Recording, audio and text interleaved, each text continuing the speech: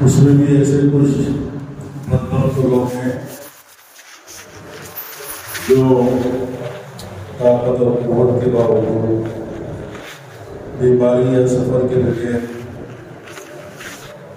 کسی مجبوری کے درپیش ہوئے بغیر روزہ رکھنے کی سعادت سے اپنے آپ کو محروم کرتے ہیں. بڑی بدبختی کی بات ہے.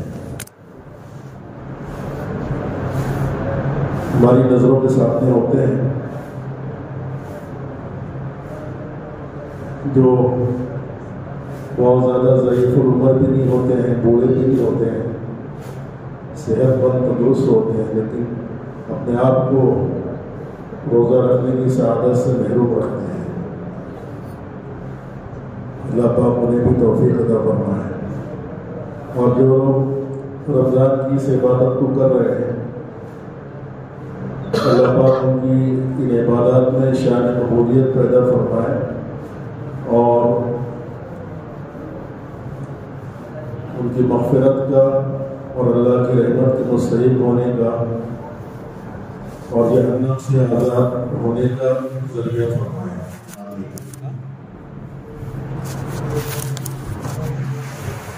عمل جب علموں کی روشنی میں ہوتا ہے تو تندرست ہوتا ہے. علموں کے بغیر جو عمل ہوتا ہے وہ بیمار ہوتا ہے. آدمی روزہ رکھ رہا ہے لیکن روزے کے مسائل کا علم نہیں ہے تو وہ روزہ صحیح رکھے گا پھر بھی اس کا روزہ مریض ہوگا، سقیم. عمل بغیر علم کے سقیم اور بیمار ہے.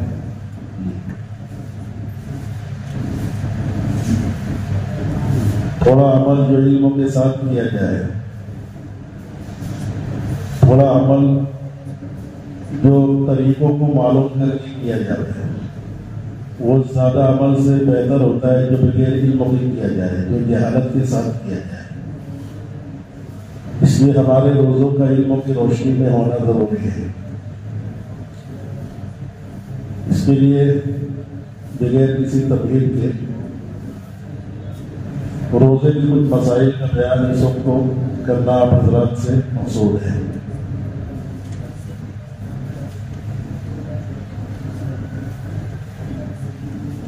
شریعت میں روزہ کس کو کہتے ہیں، روزے کی تعریف، روزے کا ڈیفینیشن کیا ہے، ایک چیز. اور روزہ کن چیزوں سے توڑ جاتا ہے اور کن چیزوں سے نہیں ٹوٹتا ہے. یہ کچھ چیزیں بنیادی طریقے سے آپ حضرات کے سامنے رکھنا ہے.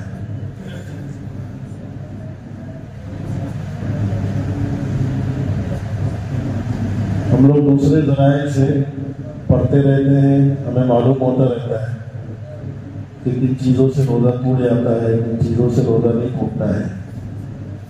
کتابوں میں بھی پڑھتے ہیں، سوشل میڈیا پر بھی پڑھتے ہیں، بیانات میں بھی سنتے ہیں، لیکن ہم لوگ کو یاد نہیں رہتا. پھر بھی ہم لوگ پوچھتے رہتے ہیں. پوچھنا اچھی بات ہے اور میں اکرام سے پوچھتے رہنا چاہیے، لیکن گہری سمجھ بھی پیدا ہونا چاہیے.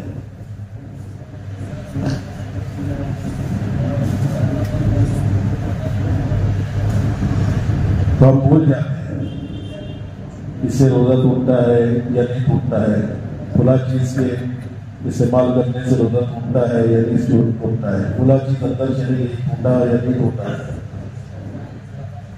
تو ہم پریشان رہتے ہیں. اس لیے میں آپ حضرات کو اس وقت میں کچھ بیسک چیزیں بتانا چاہتا ہوں، بنیادی چیزیں، کچھ اصولی انداز میں کچھ ضابطے بیان کرنا چاہتا ہوں. اگر وہ آپ لوگ کے ذہن میں بیٹھ جائے، آپ اس کو اچھی طریقے سے سمجھ لیں گے تو انشاءاللہ بھولیں گے نہیں. اس سے روزہ ٹوٹتا ہے، کن چیزوں سے روزہ نہیں ٹوٹتا ہے، بھول نہیں پائے. اس لیے میں تھوڑا سا بنیادی اور اصولی انداز میں کچھ چیزیں بیان کروں گا، لیکن اس سے آپ لوگوں کو فائدہ ہو اور لمبی مدت تک فائدہ ہو. اس کے لیے آپ کو شروع سے ایک لفظ بہت غور سے سننا پڑے گا، ایک جملہ بہت غور سے سننا پڑے گا تاکہ آپ کے دماغ میں بیٹھ جائے پھر وہ چیز ایک بار جب بیٹھ جائے گی دماغ میں، اس کی روشنی میں آپ بہت ساری چیزوں کو خود طے کر لو گے کہ اس سے روزہ ٹوٹ جائے گا، اس سے نہیں ٹوٹے گا، اس سے ٹوٹے گا، اس سے نہیں ٹوٹے گا۔ آپ خود جو ہے اس کی روشنی میں سمجھ جاؤ گے، اتنی سمجھ پیدا ہو جائے گی۔ اس لیے سب سے پہلے روزے کی ڈیفینیشن ہم کو سمجھنا ہے، روزے کی تعریف، روزہ کسے کہتے ہیں۔ تو روزے کی تعریف علماء نے بیان فرمائی ہے، صبح شادی سے لے کر سورج ڈوبنے تک اتنا وقت، چاہے 12 گھنٹہ ہو، چاہے 13 گھنٹہ ہو، چاہے 15 گھنٹہ ہو، صبح شادی سے لے کر سورج ڈوبنے تک کھانے پینے اور ہم بستری سے، 3 چیزوں سے، کھانے پینے سے اور ہم بستری سے، ان 3 چیزوں سے روزے کی نیت کر کے رکے رہنا، یعنی 3 کام نہیں کرنا ہے اور روزے کی نیت کر کے نہیں کرنا ہے۔ یہ روزے کی ڈیفینیشن ہے جی، کہ صبح صادق سے لے کر غروب آفتاب تک کھانے پینے اور ہم بستری کرنے سے روزے کی نیت کے ساتھ اپنے آپ کو روکے رہنا۔ پتہ چلا کہ روزے کے اندر نیت یہ بہت بنیادی چیز ہے۔ روزے کی ڈیفینیشن میں نیت داخل ہے، روزے کی نیت کرنا، نیت بہت اہم ہے، نیت کا بہت اہم مقام ہے۔ اگر آپ نے صبح صادق سے لے کر غروب آفتاب تک ہم بستری کرنے، کھانے پینے سے اپنے آپ کو روکے رکھا، لیکن آپ نے نیت نہیں کیا، تو آپ کا یہ روکے رہنا صرف بھوکا رہنا کہلائے گا، فاقہ کہلائے گا، یہ عبادت اور روزہ نہیں کہلائے گا۔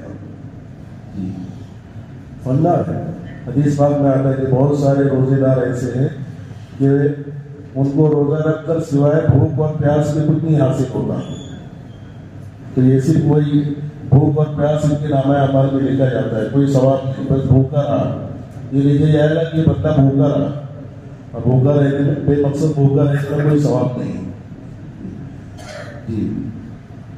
تو بھوکا رہنے میں اور روزے میں فرق کرنے والی چیز نیت ہے۔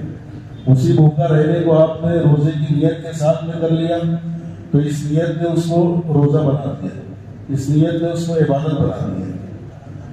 تو نیت جو ہے نا، نیت یہ فرق کر دینے والی چیز ہے، فاقے میں اور روزے میں، بھوک میں اور روزے، بھوکا رہنے میں اور روزے میں۔ نیت ہے تو روزہ، نیت نہیں ہے تو بھوکا، نیت ہے تو روزہ، نیت نہیں ہے تو فاقہ۔ فاقے اور بھوک کا کوئی ثواب نہیں لکھا جائے گا جو بے مقصد ہو۔ تو نیت بہت اہم ہے، اور نیت جتنی اہم ہے اتنی آسان ہے۔ ہم نے نیت کو ایک ہوا بنا دیا، نیت کے الگ الگ الفاظ ہم نے طے کر دیے، نیت کے کوئی الفاظ حدیث پاک میں ہے نہیں۔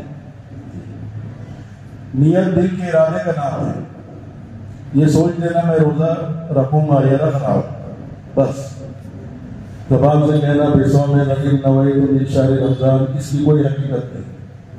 اللہم انی اصوم غدا لک فاغفر لی ما قدمت وما اخرت، اس کی کوئی حقیقت نہیں۔ زبان سے کہنے تو اچھا ہے، لیکن نیت کی کوئی ایسے الفاظ متعین نہیں ہے کہ ان الفاظ کو اگر زبان سے نہیں بولے تو نیت ہوگی نہیں، ایسا نہیں، بلکہ دل میں خیال ہے کہ روزہ رکھنا ہے، بس کافی۔ یہاں تک تو علماء نے کہا ہے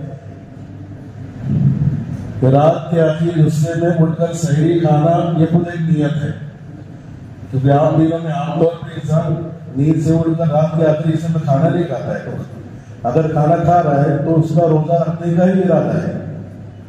تو اگر آپ رات کے آخری حصے میں اٹھے، رات کے آخری چھٹے حصے میں اٹھے، اٹھا منہ دھویا، کھانا کھایا اور دل میں خیال بھی نہیں آیا، تو آپ کا رمضان میں سحری کھانا چاہے دل میں خیال نہ آئے تب بھی آپ کی نیت ہو گئی۔ علماء نے کہا التسحر نیت، سحری کھانا ہی نیت ہے۔ تو نیت اہم، جتنی اہم ہے اتنی آسان ہے، اتنی آسان ہے، اس میں زیادہ پیچیدہ مسئلے پیچیدگی میں پڑھنے کی ضرورت نہیں ہے۔ کچھ الفاظ دہرانا ضروری ہو، کچھ لوگ سمجھتے ہیں کہ یہ الفاظ جو مائک کے اندر بولے جاتے ہیں یہ ہم نے نہیں دہرایا تو پتہ نہیں آج روزہ ہوا کہ ہوا. تو اتنے پریشانی کے اندر پڑھنے کی ہم کو ضرورت نہیں ہے. دل کے اندر خیال آ جانا یہی نیت ہے. ایک چیز. دوسری چیز نیت کرنے کا وقت کیا ہے, کب سے نیت کر سکتے ہیں, کب تک کر سکتے ہیں, انہیں کہاں سے کہاں تک کا وقت ہے جس کے بیچ میں ہم نیت کر سکتے ہیں. تو شریعت میں نیت کا وقت تو بھی بہت مشاہدہ رکھا ہے. نیت جتنی ہے اتنی آسان بھی ہے اور نیت کرنے کا وقت اتنا مشاہدہ بھی ہے. کل کا روزہ آپ کو رکھنا ہے تو کل کے روزے کی نیت کا وقت تو آج کی مغرب کے بعد سے, مغرب سے شروع ہو جائے گا. آج جیسی سورج ڈوبے گا آج رات میں اس وقت سے نیت کا وقت شروع ہو جائے گا. کب تک؟ پوری رات رہے گا. کب تک؟ صبح صادق کے بعد بھی رہے گا. ہاں, فجر کی نماز ہوگی اس کے بعد بھی رہے گا. چاشت کے وقت بھی رہے گا. ظاہر کبریٰ تک کے روزہ کرنے کی, دو روزے کی نیت کرنے کا وقت ہے. یعنی آج کے مغرب سے لے کر کل دوپہر میں ظاہر کبریٰ کا وقت, یہ نیت کا وقت ہے. ظاہر کبریٰ زوال کا وقت نہیں, زوال سے پہلے ظاہر کبریٰ ہوتا ہے, وقت ہوتا ہے. یہ ظاہر کبریٰ یہ کون سی بلا کا نام ہے؟ ہمارے علاقوں میں ہے نہیں, مطلب یو پی کے علاقوں میں تقریبیں جو ہوتی ہیں اس میں ایک کالم ظاہر کبریٰ کا ہوتا ہے. مالیگاؤں کی بھی بات مسلم میں ظاہر کبریٰ کا وقت ہوتا ہے. ہمارے یہاں زوال کا وقت تو ہوتا ہے لیکن ظاہر کبریٰ کا وقت نہیں ہوتا ہے. تو زوال تک کی نیت کا وقت نہیں ہے, ظاہر کبریٰ تک ہے. ظاہر کبریٰ کو معلوم کرنے کا طریقہ یہ ہے کہ صبح صادق سے لے کر غروب آفتاب تک دیکھو کتنا گھنٹہ ہے. جتنا بھی گھنٹہ ہے, اگر 13 گھنٹہ ہے مثال کے طور پہ, جیسے کہ ابھی تقریباً 13 گھنٹہ کا روزہ چل رہا ہے صبح صادق سے لے کر سورج ڈوبنے تک. تو اس کا آدھا کس وقت میں ہوتا ہے؟ آدھا یعنی 6.5 گھنٹہ تقریباً. ہاں, تو جس وقت میں ہوتا ہے وہ وقت ظاہر کبریٰ کا ہے. اس وقت تک آپ روزے کی نیت کر سکتے ہیں. ابھی 13 گھنٹے کا روزہ ہے تو تقریباً کم و بیش 12:10 تک, 12:10 تک ظاہر کبریٰ کا وقت ہے. زوال کا وقت تو پہنچ بجے ہے جی تقریباً, لیکن ظاہر کبریٰ کا وقت جو ہے 12 بجے تک ہے.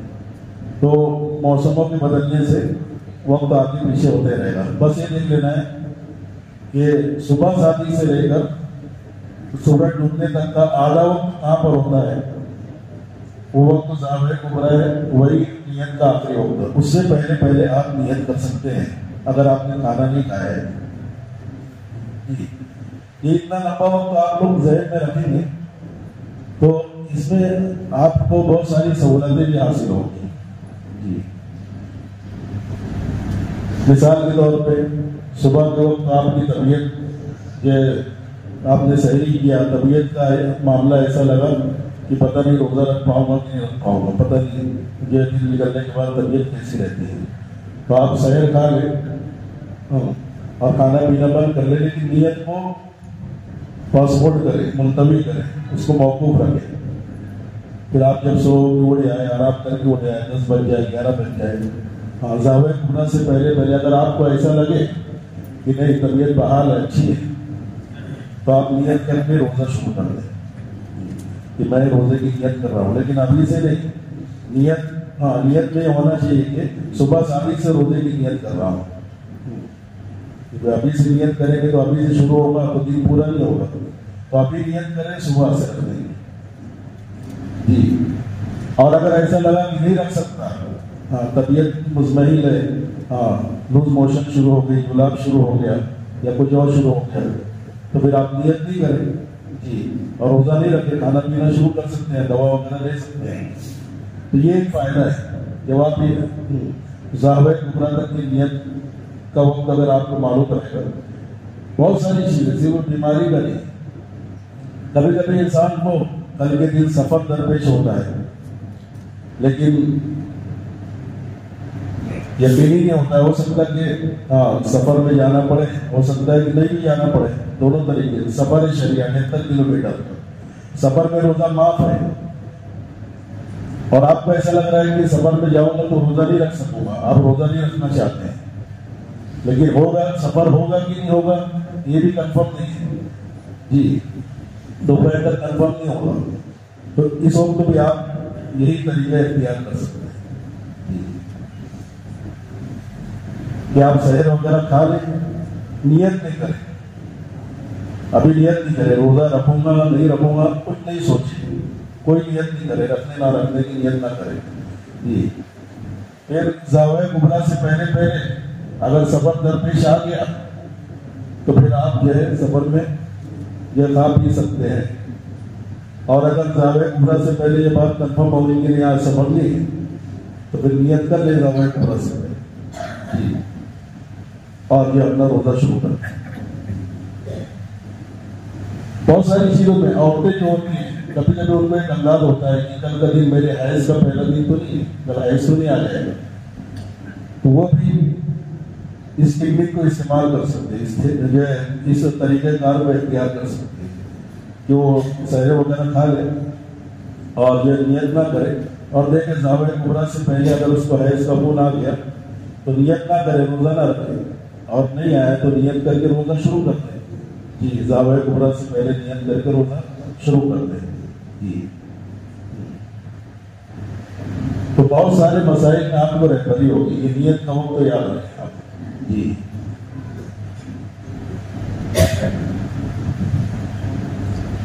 حدیث پاک میں آتا ہے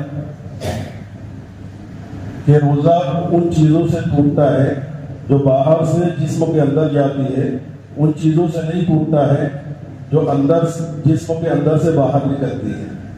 یہ حدیث پاک کے اندر ایک قاعدہ کلیہ بیان کیا ہے، شروع میں نے حدیث پیش کی، الفطر مما دخل لا مما خرج۔ تو یہاں پر ہم کو یہ سمجھنا ہے کہ روزہ کون سی چیزوں سے ٹوٹ جاتا ہے، کون سی چیزوں سے نہیں ٹوٹتا ہے۔ تو ایک بنیادی بات تو یہ معلوم ہو کہ جو چیز باہر سے جسم کے اندر جائے اس سے روزہ ٹوٹ جاتا ہے، اور جو چیز جسم کے اندر سے باہر نکلے اس سے روزہ نہیں ٹوٹتا ہے۔ تو اس کو تھوڑا سی سمجھنا ہے۔ اب ایک سوال پیدا ہوتا ہے کہ باہر سے اندر کوئی چیز جاتی ہے تو اس سے روزہ ٹوٹ جاتا ہے، تو پھر تو بہت ساری چیز جو باہر سے اندر جاتی ہے، ہم سانس لیتے ہیں ناک کے راستے سے، وہ باہر کی چیز اندر جا رہی ہے، ہوا اندر جا رہی ہے۔ میں ابھی غسل کر کے آیا نہا کے، تو جسم کے باریک باریک مسامات کے ذریعے سے پانی اندر جذب ہوتا ہے، پانی جذب ہوتا ہے، پانی جو ہوتا ہے بدن کے اوپر ڈالنے سے جذب ہوتا ہے، تو وہ بھی باہر سے اندر جا رہا ہے جی۔ ہم لوگ سرما لگاتے ہیں، آنکھوں میں دوا ڈالتے ہیں، وہ بھی باہر سے اندر جاتا ہے، کیا اس سے بھی روزہ ٹوٹ جاتا ہے جی؟ تو اس کے بارے میں یہ سمجھنا ہے، ایسا نہیں ہے، بلکہ قدرت نے ہمارے جسم میں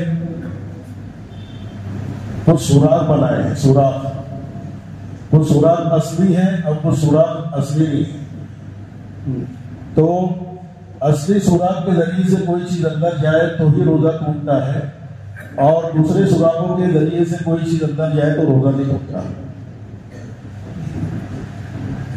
اصلی سوراخ کون سے ہیں؟ ان کو منافذ اصلیہ کہا جاتا ہے۔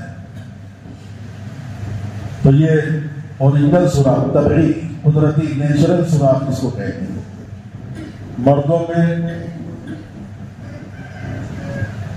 مردوں میں 4 ہے، عورتوں میں 5 ہے۔ ہاں، ایک سوراخ منہ ہے، منہ کے ذریعے جو بھی چیز جائے گی اس سے روزہ ٹوٹے گا، منہ ہے۔ دوسرا سوراخ ناک ہے، منہ اور ناک۔ تیسرا سوراخ کان ہے، اور چوتھا سوراخ جو ہے بیت الخلاء کا راستہ ہے۔ یہ اصلی سوراخ ہے۔ تو مردوں کو 4 سوراخ ہیں جی، ان 4 سوراخوں سے کوئی چیز اندر داخل کی جائے تو روزہ ٹوٹتا ہے۔ ان 4 کے علاوہ بدن کے جس حصے سے بھی کوئی چیز اندر داخل کی جائے تو اس سے روزہ نہیں ٹوٹتا ہے۔ یہ 4 سوراخ، اور عورتوں کا ایک سوراخ زائد ہے، پیشاب کا راستہ جی۔ مردوں کے 4، عورتوں کے 5۔ یہ اصلی سوراخ کہلاتا ہے. تو مردوں کے 4 عورتوں کے 5 ان سوراخوں میں سے کوئی چیز باہر سے اندر ڈالی جائے تو روزہ توڑ دیتی ہے. ایک. اور دوسرا کوئی چیز ڈائریکٹ پیٹ میں پہنچائی جائے یا ڈائریکٹ دماغ میں پہنچائی جائے. جیسا کہ دماغ میں زخم ہو گیا آر پار اس میں کوئی دوا ڈالی تو دماغ میں پہنچ گئی, یا پیٹ میں کوئی زخم ہو گیا آر پار اس میں کوئی دوا ڈالی تو پیٹ میں پہنچ گئی. تو جو چیز پیٹ میں اور دماغ میں ڈائریکٹ براہ راست خون کے راستے سے نہیں ڈائریکٹ داخل ہو اس سے روزہ ٹوٹتا ہے. تو یہ 4 یا 5 سوراخ یا پیٹ اور دماغ میں ڈائریکٹ کوئی چیز داخل کرنا اس سے روزہ ٹوٹتا ہے. تو باہر سے کوئی چیز اندر داخل ہو ان 4 اور 5 راستوں سے اگر انسان داخل کرے تو اس سے روزہ توڑ جاتا ہے. اس کے علاوہ بدن کے کسی بھی حصے سے کوئی چیز داخل کرو روزہ نہیں ٹوٹتا ہے. یہ آدھا قاعدہ ہوا, یہ آدھا اصول ہوا. ابھی آدھا باقی ہے کہ بدن کے اندر سے کوئی چیز باہر نکلے تو اس سے روزہ نہیں ٹوٹتا, اس کی بھی ابھی تفصیل باقی ہے. ابھی 4 یا 5 راستوں کے علاوہ کسی اور جگہ سے کوئی چیز اندر داخل ہوتے اس سے روزہ نہیں ٹوٹتا. اب اس سے بہت سارے مسائل آپ سمجھ لو گے, بہت سارے مسائل آپ کے حل ہو جائیں گے. اتنا سمجھ لیجیے. مچھر کاٹتا ہے تو اس کا زہر اندر جاتا ہے تو ظاہر بات ہے کہ وہ یہ 5 راستوں سے نہیں جاتا ہے, اس لیے روزہ نہیں ٹوٹتا. اسی پر علماء نے کہا ہے کہ اگر کوئی آدمی کسی بیماری کی وجہ سے یا کسی اور سبب سے انجیکشن لگائے, انجیکشن جو ڈائریکٹ پیٹ میں اور دماغ میں نہ ہو, پیٹ اور دماغ کو چھوڑ کر بدن کی کسی بھی حصے میں مسامات والی انجیکشن لگائے یا نس میں انجیکشن لگائے, ایسا بھی انجیکشن ہو, طاقت کا ہو, ضرورت کا ہو, بغیر ضرورت کا ہو, اس سے روزہ نہیں ٹوٹتا. اس لیے آپ بیمار ہو گئے, ڈاکٹر نے کہا کہ بھائی آپ روزے میں دوا تو نہیں کھا سکتے ہو لیکن انجیکشن سے آپ کو فائدہ ہو سکتا ہے اور آپ روزہ توڑنا نہیں چاہتے, انجیکشن لے لیجیے, آپ کا روزہ نہیں ٹوٹے گا انجیکشن. اسی طریقے سے سلائی کے ذریعے سے کچھ چیز اندر پہنچائی جاتی ہے جی, تو سلائی لگانے سے بھی روزہ نہیں ٹوٹتا. اس لیے کہ یہ 5 اصلی سوراخ کے علاوہ دوسرے راستوں سے سلائی اندر جاتی ہے. سلائی کی بوتل کا مادہ جو ہے دوسرے راستے سے جاتا ہے جی. آپ کو کہیں زخم لگا, گہرا زخم لگا, پیٹ اور سر کے زخم کو چھوڑنا, کہیں پر زخم لگا چاہے کتنا بھی گہرا ہو, اندر تک پہنچ گیا ہو, آپ اس میں دوائی لگائیں تو باہر سے اندر جا رہی ہے لیکن وہ اصلی سوراخ سے نہیں جا رہی, اس لیے اس سے روزہ نہیں ٹوٹے گا جی. کتنا بھی گہرا زخم ہو, دوا کتنی بھی اندر تک اس زخم میں پہنچائی جائے روزہ نہیں ٹوٹے گا. ہاں, کسی بھی قسم کی ڈریسنگ سے روزہ نہیں ٹوٹے گا, زخم کی ڈریسنگ کرنا ہے اس سے روزہ نہیں ٹوٹے گا جی. ایسی بہت ساری چیزیں ہیں, آپ اس کو سمجھ سکتے ہیں کہ یہ 5 راستے یاد رکھو, عورتوں کے 5, مردوں کے 5. ان 5 راستوں سے کوئی باہر کی چیز اندر داخل کرے تو اسے روزہ ٹوٹے گا, اس کے علاوہ سے نہیں. اور پیٹ اور دماغ میں براہ راست ڈائریکٹ کوئی چیز اندر داخل کرے تو اب اس میں بہت سارے مسائل حل ہو سکتے ہیں, اس میں بہت ساری تفصیلات نکل سکتی ہیں. ہاں, اس وقت ذہن میں نہیں ہے اور نہ اس کا وقت ہے. تو یہ آدھی بات باقی ہے. آدھی بات کیا ہے؟ اندر سے کوئی چیز باہر نکلے اس سے روزہ یہ نہیں ٹوٹتا ہے. پیشاب نکلتی ہے اس سے روزہ نہیں ٹوٹتا ہے, پاخانہ نکلتا ہے اس سے روزہ نہیں ٹوٹتا ہے, پسینہ نکلتا ہے اس سے روزہ نہیں ٹوٹتا ہے, آنسو نکلتا ہے اس سے روزہ نہیں ٹوٹتا ہے, کان میں سے جو ہے مواد بہتی ہے روزہ نہیں ٹوٹتا ہے, بدن کے کسی حصے میں زخم لگا اس سے روزہ اور خون نکلا اس سے روزہ نہیں ٹوٹتا ہے. عورت دودھ پلاتی ہے تو دودھ اندر سے باہر نکلتا ہے اس سے روزہ نہیں ٹوٹتا ہے. کسی کو خون دے رہے ہیں آپ, ہاں یہ کسی کو ضرورت پڑنے پر خون دے رہے ہیں اس سے روزہ نہیں ٹوٹتا ہے. آپ پشنا لگا رہے ہیں, ہجامہ کرنا, کپنگ کرنا جی, ہاں کپنگ کرنا جس میں ہاں بدن کے مختلف حصوں پر جو ہے بلیڈ سے کٹ لگائی جاتی ہے اور خون نکلتا ہے. تو اندر سے باہر نکل رہا ہے کہ اس سے روزہ نہیں ٹوٹے گا. اندر سے باہر نکلنے والی چیز سے روزہ نہیں ٹوٹتا ہے جی. خون ہو, مواد ہو جی, کسی بھی شکل میں خون کا نکالنا ہو, اس سے روزہ نہیں ٹوٹتا ہے. لیکن دو چیزیں یاد رکھنا چاہیے، دو چیزیں ایسی ہیں جو اندر سے باہر نکلتی ہیں لیکن اس کی بعض شکلوں سے روزہ ٹوٹ جاتا ہے۔ دیکھو قے جو ہوتی ہے نا، قے بھی اندر سے باہر نکلتی ہے، اس سے بھی روزہ نہیں ٹوٹتا ہے۔ قے اندر کی چیز باہر نکلی، اس سے روزہ نہیں ٹوٹتا ہے۔ قے کی ایک ایسی شکل ہے جو بہت کم انسان کو پیش آتی ہے، اس میں روزہ ٹوٹتا ہے۔ وہ کون سی ہے؟ جان بوجھ کر خود سے قے کرنا منہ بھر کر، جبکہ بلغم کی قے نہ ہو، پورا بلغم ہو تو بھی روزہ نہیں ٹوٹے گا۔ تو انسان کو اپنا روزہ یاد ہے کہ ہاں میرا روزہ ہے، اور جان بوجھ کر قے کر رہا ہے، دو، اور نمبر 3 منہ بھر کر قے کر رہا ہے۔ یہ 3 چیزیں جس قے میں ہوں تو روزہ ٹوٹے گا۔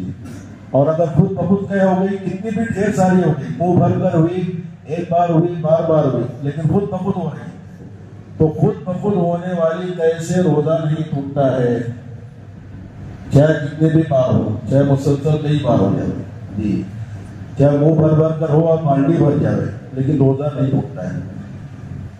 جس قے کو آپ جان بوجھ کر کرو گے، مسواک ڈال کے، انگلی ڈال کے، اسی سے روزہ ٹوٹے گا۔ جان بوجھ کر کرو گے اور منہ بھر کر نکلے گا، منہ بھر کر نہیں نکلا، اگر منہ بھرنے کی مقدار سے کم ہے تو پھر جان بوجھ کر کرو گے تب بھی نہیں ٹوٹے گا۔ جان بوجھ کر بھی کرو گے اور منہ بھر کے بھی نکلے گا قے کا مادہ، تو روزہ ٹوٹے گا۔ اور یہ بھی شرط ہے کہ آپ کو اپنا روزہ ہونا یاد بھی ہو۔ اگر آپ نے جان بوجھ کر کیا، آپ منہ بھر کے قے کیا، لیکن آپ کو یاد نہیں تھا کہ میرا روزہ ہے، تو بھی روزہ نہیں ٹوٹے گا۔ تو روزہ بھی یاد ہو، جان بوجھ کر کرے اور منہ بھر کے کرے، تو ایسی قے سے ہی روزہ ٹوٹے گا۔ تو یہ قے کی ایسی شکل ہے جو بہت کم لوگ کو پیش آتی ہے، کوئی جان بوجھ کے کرتا نہیں، عام طور پہ نہیں کرتے، بہت مجبوری میں جو انسان کرتا ہے جان بوجھ کر کے۔ اس کے علاوہ خود بخود ہونے والی قے سے روزہ نہیں ٹوٹتا ہے۔ تھوڑی قے ہوئی لیکن آپ نے اندر واپس ڈال لیا، منہ میں آئی اور واپس ڈال لیا، تو روزہ ٹوٹ جائے گا، چاہے خود بخود ہو چاہے جان بوجھ کرو۔ واپس نہیں جانا چاہیے، واپس اگر ایک قطرہ بھی گیا قے کا تو روزہ ٹوٹ جائے گا، واپس نہیں جانا چاہیے، باہر نکال دینا چاہیے۔ ایک قطرہ بھی اندر گیا واپس تو روزہ ٹوٹ جائے گا۔ تو قے کے بارے میں یہ تفصیل ہے۔ ایک ہے منی کا نکلنا، منی جو ہے یہ بھی بدن کے اندر سے باہر نکلتی ہے، تو اس کے اندر بھی تھوڑی تفصیل ہے۔ ہر منی کے نکلنے سے روزہ نہیں ٹوٹتا ہے۔ منی اگر جاگنے کی حالت میں بغیر انسان کے اپنے آلہ تناسل کو ہاتھ لگائے ہوئے، رگڑے ہوئے، اپنے ہاتھ سے آلہ تناسل کو حرکت دیے ہوئے اگر نکل رہی ہے تو اس سے روزہ نہیں ٹوٹتا ہے۔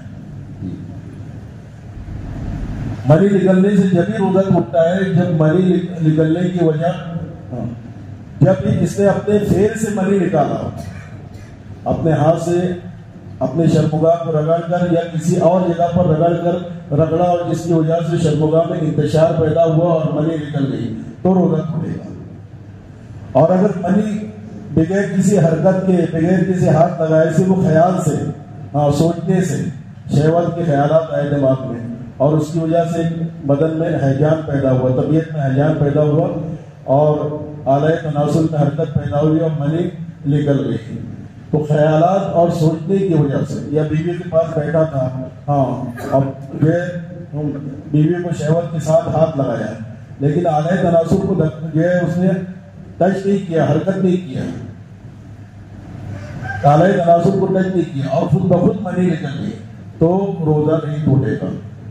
یعنی منی نکلنے سے روزہ تبھی ٹوٹے گا جب منی کے نکلنے میں اس کے ہاتھ کا دخل ہو یا آلہ تناسل کو کسی چیز کے ساتھ یہ ٹچ کرے، اور اس سے حرکت پیدا ہو یا حرکت میں اضافہ ہو اور پھر منی نکلے، تو ایسی منی سے روزہ ٹوٹے گا۔ لیکن جس میں اس کے ہاتھ کا کوئی دخل نہ ہو، اس کے فعل کا کوئی دخل نہ ہو، صرف غور فکر اور سوچنے سے شہوت پیدا ہو گئی اور منی باہر آ گئی تو اس سے روزہ نہیں ٹوٹے گا، بیداری کی حالت میں ہو۔ اور نیند کی حالت میں تو انسان کو کوئی اختیار ہی نہیں ہوتا، نیند کی حالت میں جس کو یہ ڈسچارج ہونا کہتے ہیں، جس کو احتلام ہونا کہتے ہیں، احتلام سے پھر روزہ نہیں ٹوٹتا ہے۔ سویا احتلام ہو گیا، اس سے بھی روزہ نہیں ٹوٹتا ہے جی۔ تو قے اور منی یہ اندر سے باہر نکلنے والی چیز ہے، ہاں، تو اس کی کچھ شکلوں میں روزہ ٹوٹتا ہے، کچھ شکلوں میں روزہ نہیں ٹوٹتا ہے جی۔ اور میرے محترم دوستوں، ہاں، یہ میں نے بنیادی طور سے کچھ چیزیں بتا دی ہیں جی، اس کو ذہن میں رکھو گے، بہت سارے مسئلے جو پیش آتے ہیں آپ کے ذہن میں رہیں گے، پھر بھی علماء اکرام سے رابطہ رکھیں۔ رمضان کا مبارک مہینہ الحمدللہ ہمارے اوپر سایہ فکر ہو چکا ہے، اس کی برکتوں سے ہم لوگ خوب فیض اٹھا رہے ہیں، فائدہ اٹھا رہے ہیں۔ اللہ کے نبی علیہ السلام کے تعلق سے حضرت عائشہ رضی اللہ تعالیٰ نے ایک روایت فرماتی ہے کہ کان رسول اللہ صلی اللہ علیہ وسلم اذا دخل رمضان تغیر وجهه وقصرت عبادته وابتهل في الدعاء واشفق منه۔ اللہ کے نبی علیہ السلام، حضرت عائشہ کہتی ہے رمضان کے آنے کے بعد میں اللہ کے نبی علیہ السلام میں 4 باتیں پیدا ہوتی تھی۔ سب سے پہلے اللہ کے نبی علیہ السلام کا رمضان کے آنے کے بعد میں رنگ بدل جاتا تھا، ایک چیز رنگ بدل جاتا تھا۔ دوسرا، رنگ بدلنے کا مطلب بیان کرو، دوسرا آپ کی عبادتیں بڑھ جاتی ہیں، ظاہر بات ہے کہ نفل عبادتیں بڑھتی ہوں گی، فرض تو محدود ہیں، نفل عبادتوں میں آپ کثرت کیا کرتے تھے، وہ کثرت عبادت ہو۔ تیسری چیز، دعاؤں میں گڑ گڑانا آپ کا ہوتا تھا، ہر دعا آپ گڑ گڑا کر مانگتے تھے۔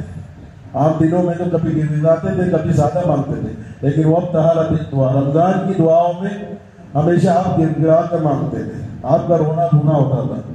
تو رمضان کی دعائیں رونے والی ہوتی تھی جی، واشفق منہ، اور رمضان میں آپ نیکی کے کاموں کے بہت حریص ہو جایا کرتے تھے، جو نیکی کا کام دکھتا تھا آپ بڑی لالچ کے ساتھ اس کو انجام دیا کرتے تھے۔ یہ 4 چیزیں اللہ کے نبی میں پیدا ہوتی تھی۔ تو پہلی چیز یہ فرمایا کہ تغیر نور، آپ کا رنگ بدل جاتا تھا۔ علماء نے رنگ بدلنے کے 2 مطلب لکھے ہیں۔ ایک مطلب تو رنگ بدلنے کا یہ ہے کہ آپ اتنی محنت اور اتنا مجاہدہ، اتنی ریاضت کرتے تھے، اپنے آپ کو اتنا مجاہدے میں رکھتے تھے کہ جس کی وجہ سے چہرے کا رنگ جو ہے بدل جاتا تھا، پیلا پڑ جاتا تھا۔ جیسے آج بھی ہم لوگ دیکھ لیں کہ جو دن زیادہ محنت کا کام کرے، بھوک اور پیاس کا زیادہ احساس ہو، ہاں، یا کچھ دن تک محنت مجاہدہ کرتے رہے، تو بولے آپ کا چہرہ پیلا پڑ گیا، ہاں، یہ رنگ بدل گیا، پہلے اچھا بنا تھا، اب جو ہے چہرہ زرد ہو گیا۔ تو ایک مطلب یہ بیان کیا کہ اللہ کے نبی کا رنگ بدل جاتا تھا، یعنی مجاہدے کی اور مشقت کی کثرت کی وجہ سے آپ کے چہرے کا رنگ زرد ہو جاتا تھا، بدل جاتا تھا، ایک مطلب یہ۔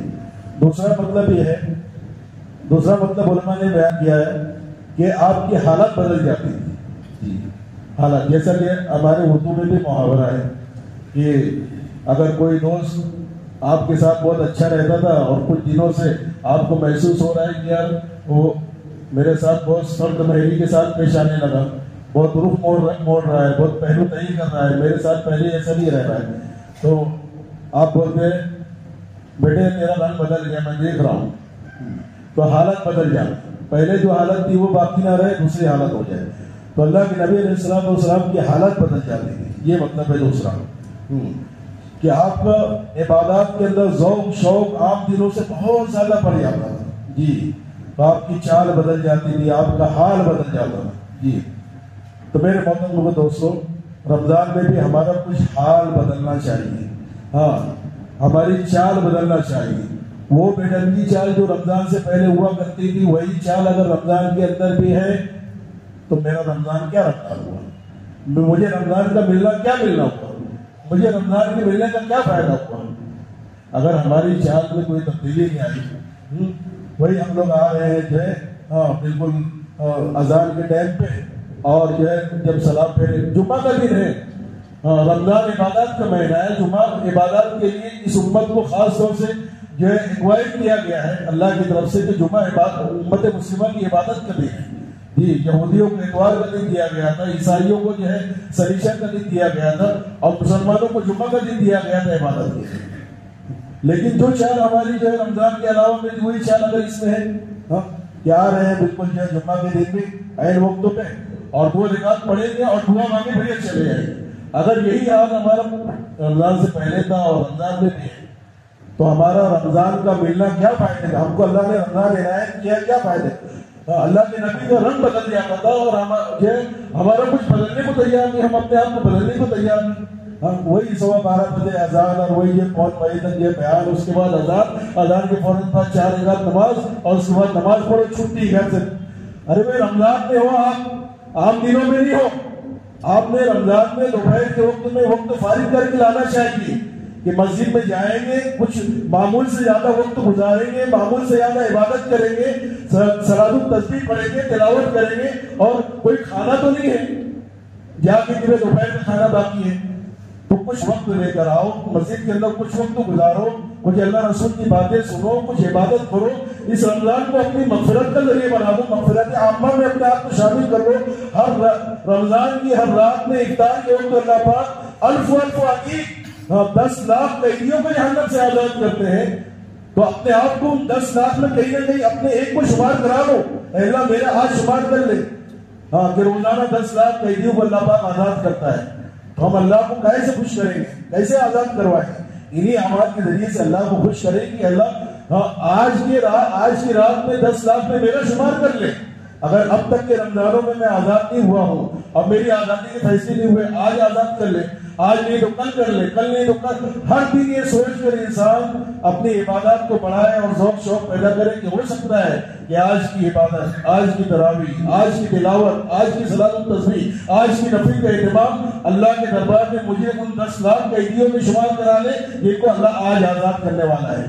اور جب سارا دن گزر جاتا ہے اور پھر رمضان کا آخری دن آتا ہے، تو آخری دن میں 4 رات میں اللہ پاک جہنم سے اتنے قیدیوں کو آزاد کرتے ہیں جتنا قیدیوں کو ایک رمضان سے لے کر اب تک آزاد کیا تھا اکیلے اس دن میں آزاد کرتے. تو کہیں تو اپنے آپ کو شمار کرا لو، کہیں تو اپنے آپ کو شامل کرا لو، اپنی شان بدلو، اپنا حال بدلو، اپنا رنگ بدلو. اللہ کے نبی علیہ السلام بخشائے تھے، لیکن رمضان آتا تو آپ کی حالت بدل جاتی، نیکیوں کے حریص ہو جاتے، آپ کی قرآن پاک کی تلاوت پڑھ جاتی. اس لیے عزیزوں اتنی بے رغبتی رمضان کے اندر اچھی نہیں ہے.